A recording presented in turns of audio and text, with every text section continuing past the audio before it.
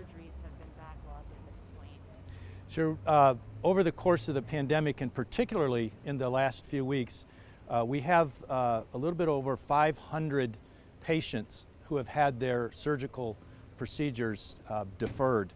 And so with the arrival of our colleagues from the Department of Defense, from the Navy, which we welcome here today, we believe we're going to be able to open hospital beds that have been closed because of staffing. And one of our priorities will be getting as many of those over 500 surgeries completed.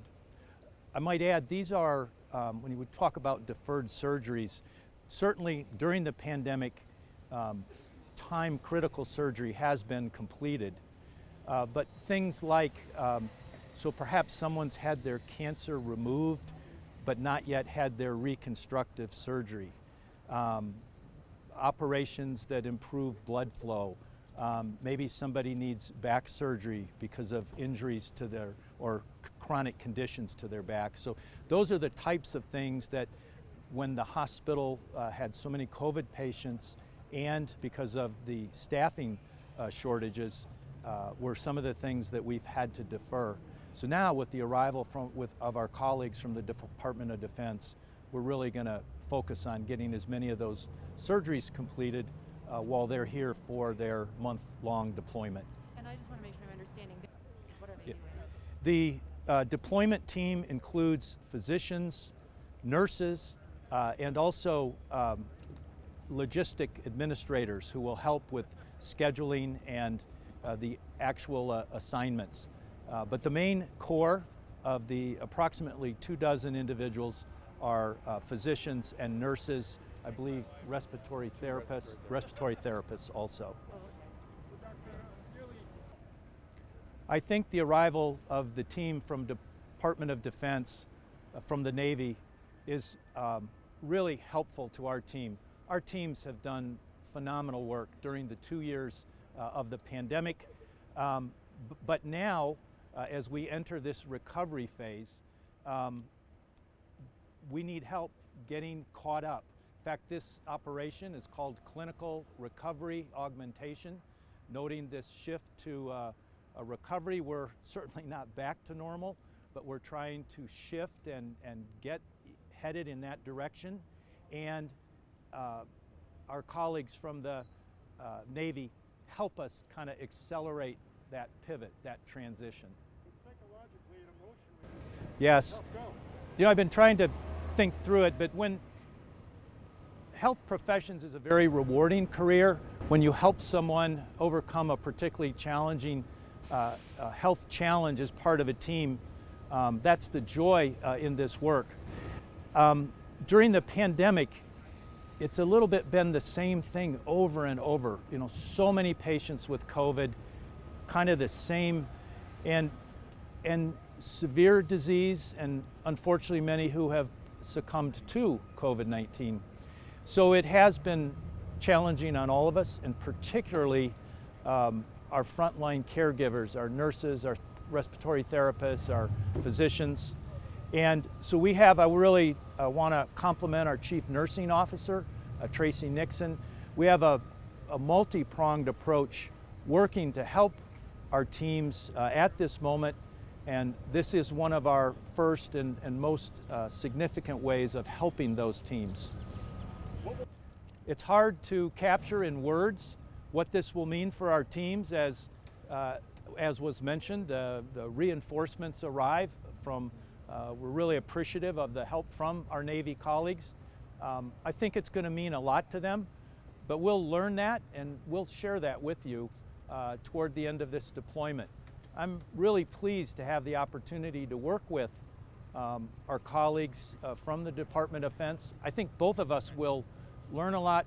We've talked to colleagues in other parts of the country who have had this type of deployment from these individuals, and they do report how much it means to the teams on the front line. It's a unique experience. New friendships and relationships are formed. So we're really looking forward to having this deployment first and foremost for our patients, next for our caregivers, but also for the two organizations and with our colleagues at the state, learning how to work together. We hope we never ever have to do this again, but if we do in relation to either infectious infections like coronavirus or other kind of disasters, state and federal governments coming together are a common way that we can deliver better care faster to our Utah citizens. To the best of my knowledge, no. We can't find in our archives this type of deployment in our hospital, certainly in the recent past, and as best we can tell, this is the first time this has happened. Yeah. A lot of coordination with Dr. Hoffman's team at the state. Governor Spencer Cox has helped us with these arrangements. Really, again, Chief Nursing Officer Tracy Nixon has had a lot of communications with leaders at the Navy. I'm not sure I can list the whole, all of the orientation. First of all, the team that comes, their orientation, all the credential checks, all the things that we do to assure that we have strong teams ready to care for patients. All of that has had to happen, and it's really happened in 3 weeks. All these arrangements have been made. It's hard to do on a percentage basis, but and Sarah Shear, our Chief Human Resource Officer, is here, and you can get some more numbers from her. But we have about twice as many vacancies as we typically have. We have around 14,000 team members here at University of Utah hospitals and clinics, and so it's common for us to, as people come and go, to have several hundred vacant positions. We have about twice our normal number of vacant positions right now. You said that was So, 14,000? I'm sorry? What was that? 14,000 total. That's our total workforce. I will ask, we have a lot of great openings, people looking for work that are in the healthcare professions. Please give us a call. We are looking for team members, and we think we have a great organization that's doing good things. So folks looking for work in healthcare organizations, please come see us. Well, I think in part the Omicron surge was so rapid and so severe. So most of our, in fact, I think the vast majority of those deferred surgeries have occurred in the last 2 months. So we were doing pretty well throughout most of the pandemic, keeping up with, if you will, with both caring for COVID patients and caring for non-COVID patients.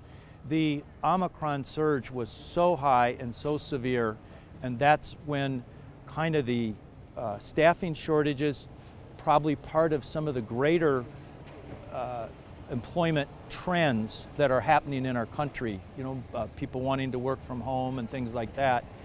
So in part, it's been the last 2 months where we've really thought we needed some help. Again, we've put many approaches to work, but this was a unique one, and again, it was because of the severity of the Omicron surge that we reached out at this time.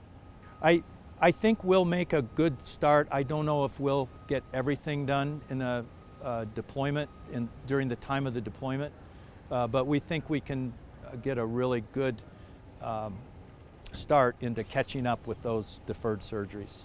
The vast majority of them are in the last 4 to 8 weeks. I don't know precisely, but again, just knowing the teams, we have a perioperative team that manages the operating room in concert with our hospitalist team, and it's really been the last 4 to 8 weeks where we've had the vast majority of those deferments.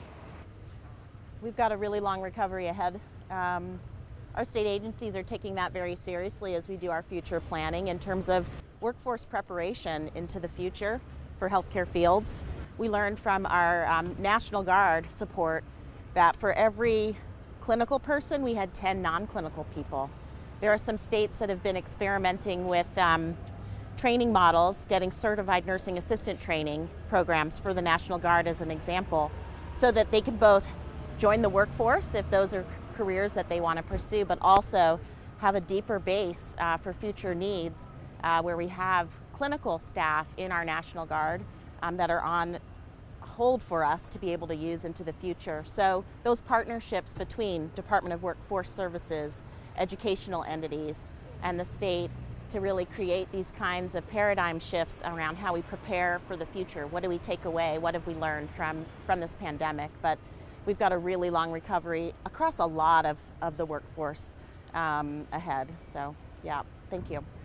We're not personally involved in that kind of development right now, but we do know that we have to be thinking about the workforce of the future and those kinds of partnerships with our educational institutions like the university, other areas of the state in rural areas in particular. We did a listening tour last fall and visited Southern Utah University and that community there, and beginning to have those conversations around workforce preparation for the future in our rural areas of the state as well. It's across all sectors. The area that I have focused quite a bit in is in the skilled nursing facilities and supporting that part of the response. We similarly placed National Guard in skilled nursing facilities in these last few weeks to help support those facilities. It's persistent and it's been exacerbated by the pandemic. So I mean, in nursing facilities across the state, they've experienced workforce shortages for a long time, and now it's just much more significant.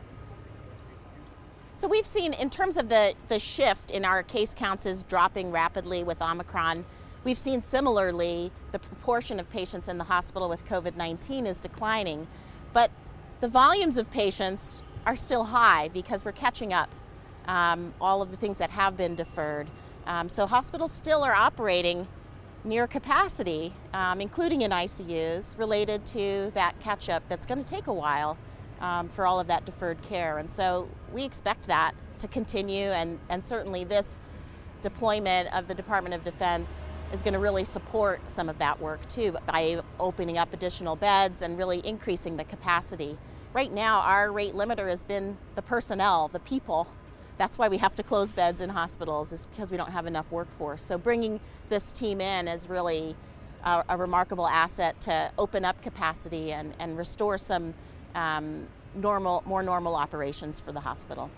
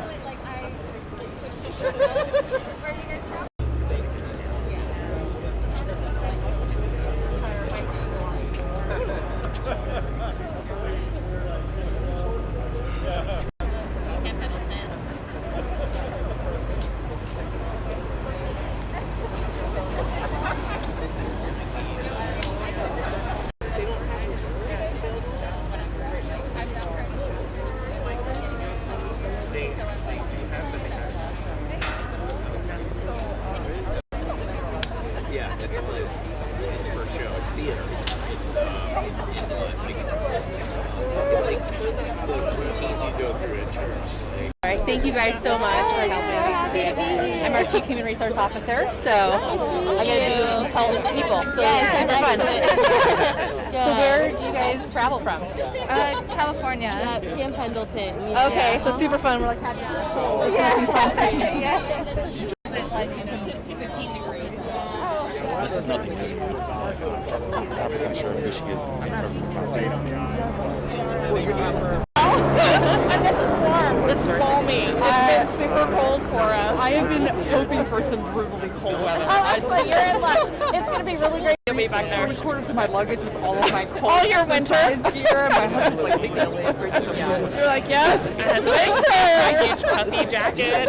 It's a little better warm socks. All right, I love it. And then you get here and it's 60. You're like, Go ahead. it's beautiful though yesterday walking around. It was so, I mean, for those of us who've been here, You know what I would ask?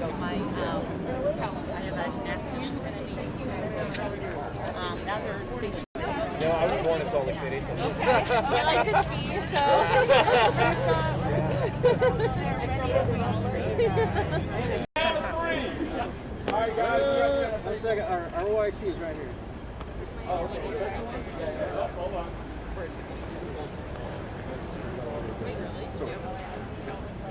Those aren't one of these. Guys, scrunch in just a little bit for us. Thank you. Can we go ahead and take the masks off? We're all want to see your lovely faces. All right. Is this going to be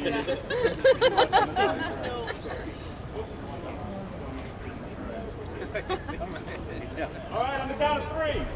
3, 2, 1. Smile.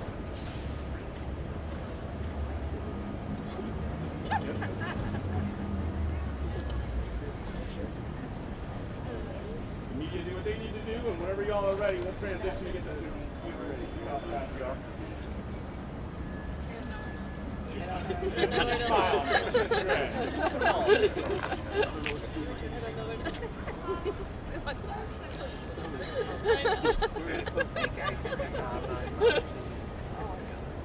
Y'all feel famous.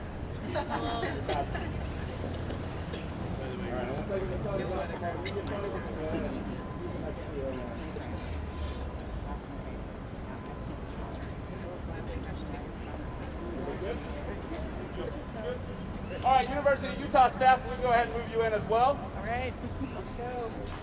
And then, yeah, just get in where you fit in. All right. Keep the mask off. All right. You just get used to it.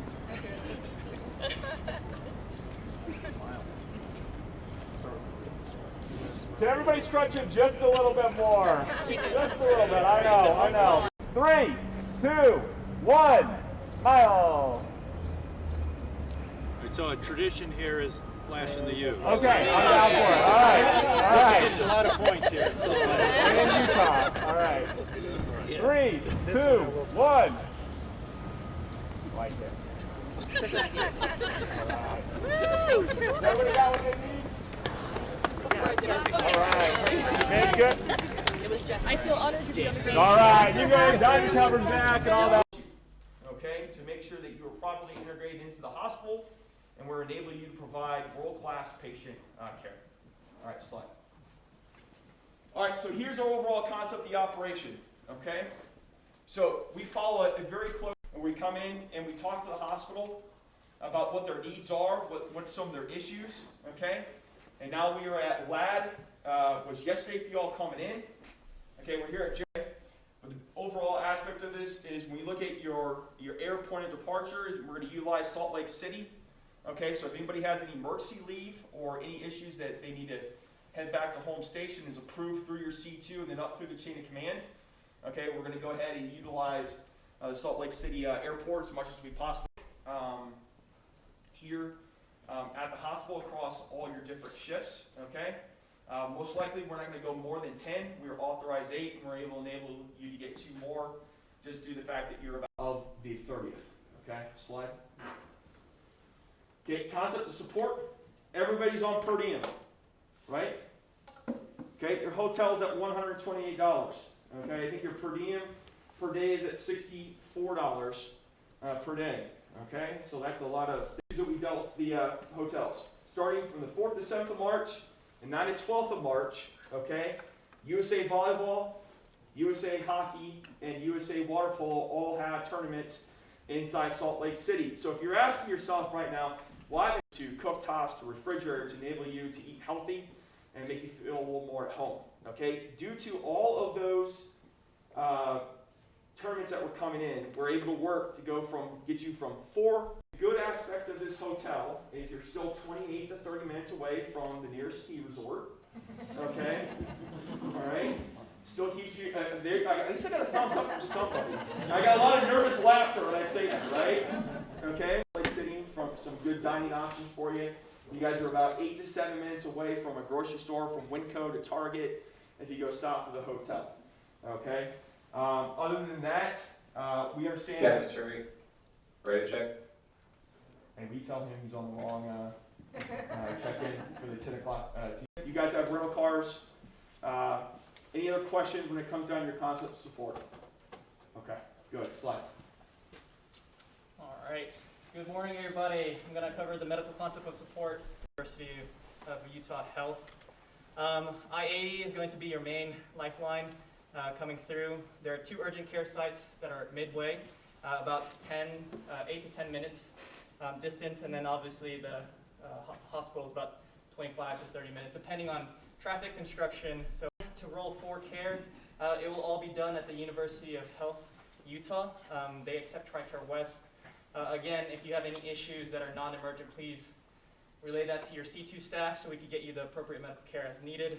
For any dental emergencies, we are going to be going through.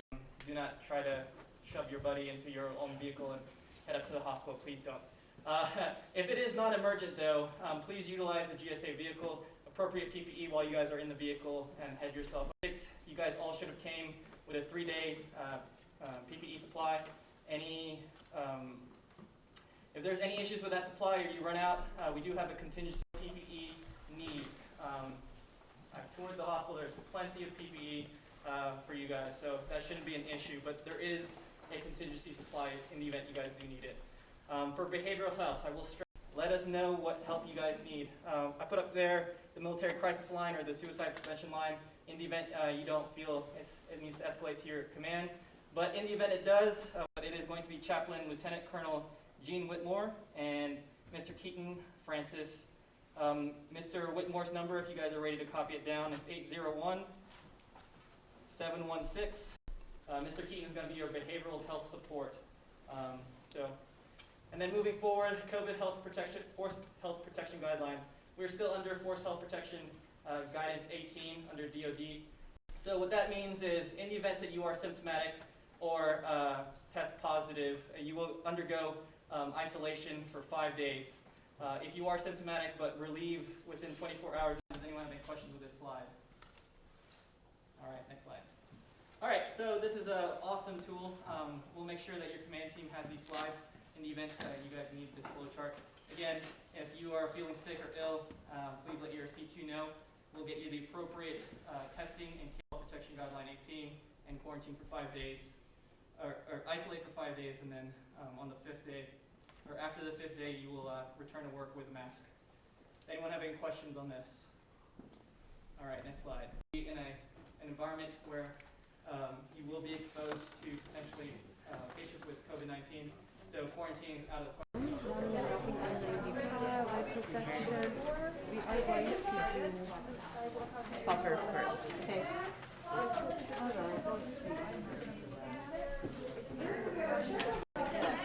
No. Okay, so this is part of a buffer. This is a buffer first. And we have 2 sizes, large and small. This is how you do it. Turn it on. You would push here and just hold it. It'll turn on. And it is to increase the airflow if you need more airflow. Okay, so before you start to put the cleaner, so I'll have you perform that. Okay. So go ahead and sanitize your. You're going to put the pepper up if you want to act right, because you're going to take this mask off and then put the pepper on. But if you don't just talk me through that, this, whatever you're Yes, so you will sanitize inside, So then you'll put the outside pepper on of the first, box. and then you use that tonight. Right there. Kind of last. Okay. So this is wrapped. So it might be designated to you for a day if you have a COVID patient. You can keep the same one. And you're lucky here because this one is brand new. Okay. So This is actually going to go. they should be cleaned after every use, but it's always a good idea to put them on yourself. And then once you clean it, you can just leave it. The batteries. And why don't you put this on? Probably first time it's easiest if you go around yourself. So applying a belt is always a little tricky till you get it. Well, that one looks almost like your size, so you're pretty good. Okay. So take, actually, that stays in the back. Take the hose, put it over your shoulder, and attach this foot. Right there. Right. I would. So, and you will take, yes, go ahead and put that. on from under the chin, starts from under the chin. And this goes behind my head. That goes over your forehead. Yes. Not in front, like on your forehead, kind of like a headband. And I think small is your size. Yeah. You feel some air coming out? All right. Looks good from here. So this is the gown. Go ahead. We'll have you put the gown on. Those are, of course, non-reusable. Yes. Okay. So what I'm going to have you do first is take off your mask. We're going to have you place the hood on. Okay. And tie it under your chin. Tight. Yep, just kind of pull those little stringies so we can make a nice seal. Okay, I know, awkward, right? And then, that's good. And then I want you to take one of your hands and hold. That's perfect. I just kind of want to hold it down. Yep. So I'm going to use 10, 5.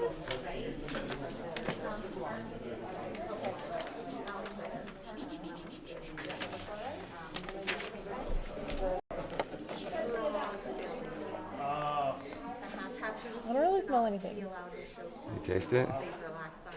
They've actually relaxed on the dress code policy a lot. Okay, yeah. Okay. All right. Very good. Okay, now go ahead and take that off and set that mask. All right. Okay. Give your mouth just a minute. Do you still taste it, or is it? It's good. It's good? Okay. So they're, yes, Okay. So, we're going to spray this guy in there first. Yes, I do too. I found him highly entertaining. Oh, yes. Right? Uh-huh. Yeah, I taste that. Okay. So we might need to go for the smaller mask.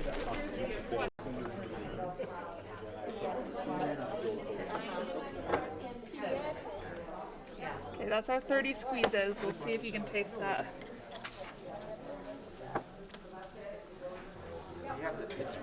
Seal check. Okay. That's a deep breath in and a deep breath out. And all it does is it lets me know, do I have any leakage? Okay. So, and it looks like you're sucking in. It does. Okay, perfect. So now we're going to start with the test. All right. Each one of these is 1 minute, so you'll be done in about 8 minutes, okay? Got it. This fit test solution that I'm using is about 6 times more potent than what you just experienced. Got it. So we're hoping the mask works for you. Okay. So we're going to start with 30 seconds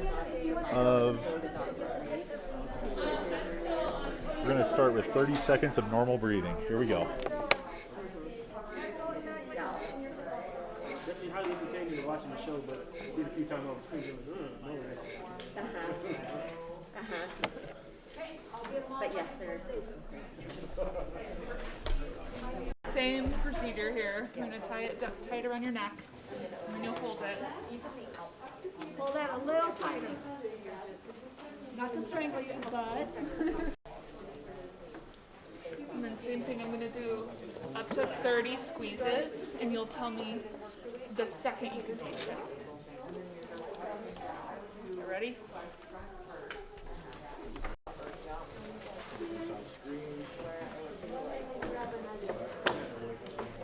This one should be sweet. Okay, yeah, sure. You got it? Yeah. Okay. 10 squeezes. Perfect. Thanks. Had to figure. Okay, yeah, You that's got a that sweet one? taste. You'll place that one on. Can I disconnect? Were there bags for these, or do you just set them in the station? 17. Okay.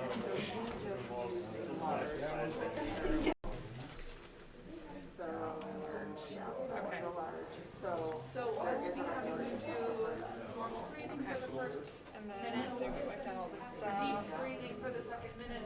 Read this rainbow passage. Sorry, up, down. Then I have you do the bending over. Normal breathing. If at any point you can taste it, you need to let me know. Okay? You ready? Yep. You can actually keep sitting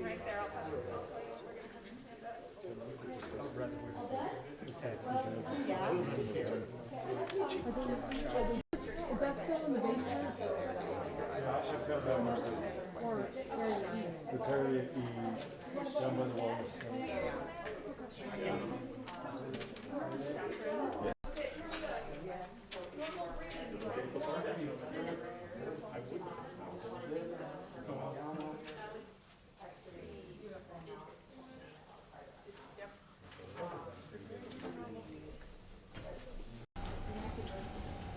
Apparently this is very publicity driven. Sorry guys. Oh, and you without your badge on. Okay, Erickson. Yes. Need to see a photo ID.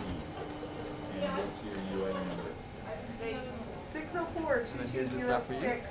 And her I'll badge have you needs wait to outside say and it'll be ready for you. Christina, And you prefer that on the front of the card as well? Yes. Then I can.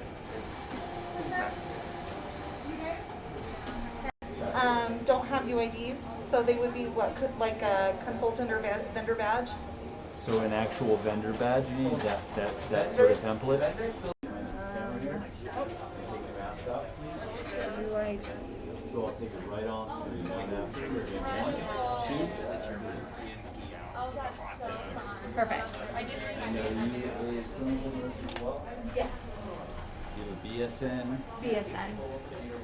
All right. Hey, did we give you?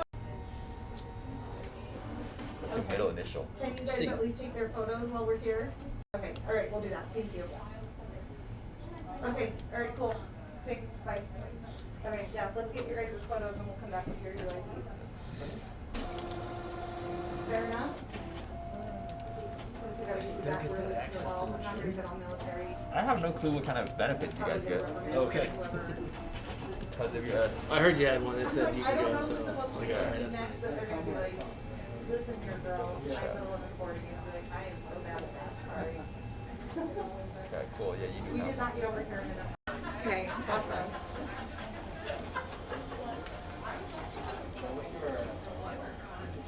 All right, so who is distributing these cards? I am. So we have. Yep, I'll take those, thank you. Harold, do you have some? You guys all waiting in line? We are on your way. Yeah, we're almost done, sorry about that. Okay.